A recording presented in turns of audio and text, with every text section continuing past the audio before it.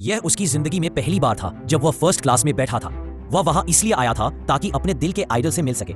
लेकिन जब उस शख्स को पता चला कि यह आदमी अपनी सारी जमा पूंजी खर्च करके यह टिकट खरीद पाया है, तो उसने उसके सामने ही बिना कोई झिझक हाथों को सैनिटाइज किया, यहाँ तक कि सुरक्षा कर्मियों को बुलाकर उसे इकोनॉमी क्लास में भेजने की कोशिश की, क्योंकि उसके अनुसार ऐसे गरीब आदमी के साथ बैठना उसके उच्च दर्जे को गिरा देगा।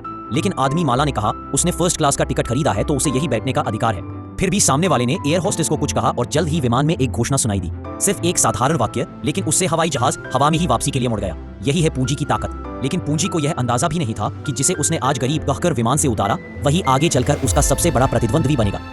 उस आदमी का नाम था माला।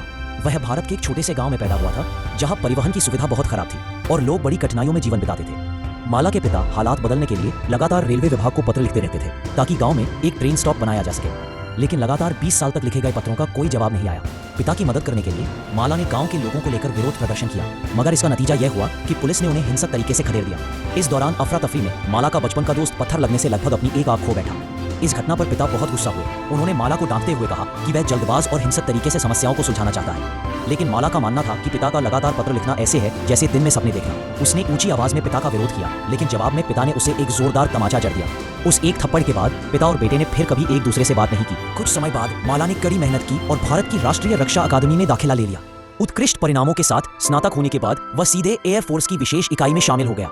हालांकि वहां की ट्रेनिंग बेहद कठिन थी, लेकिन माला अपने परिवार को पत्र लिखना नहीं भूलता था। पिता बाहर से अनदेखा करते, लेकिन जब उन्हें बेटे की सफलता का पता चला तो वे अंदर ही अंदर बहुत गर्व महसूस करते थे। लेकिन एक दिन अचानक माला को मां का फोन आया। पिता गंभीर रूप से बीमार है और आखिरी बार उससे मिलना चाहते हैं।